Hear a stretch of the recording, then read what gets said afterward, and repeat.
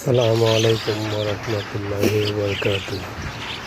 Hello বন্ধুরা, আপনারা গ্রাম বাংলার ভিডিও দেখতে পাচ্ছেন।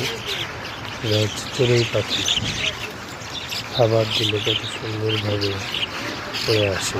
এটা আমাদের ব্রাখারুয়া বেলকুচি গ্রামে। যাই হোক, অনেক সুন্দর পাখি। শীতকালেই শুধুমাত্র শীতের মধ্যেই শুধু আসে, তাছাড়া পানির দিনে দেখা যায় না খুব একটা বেশি।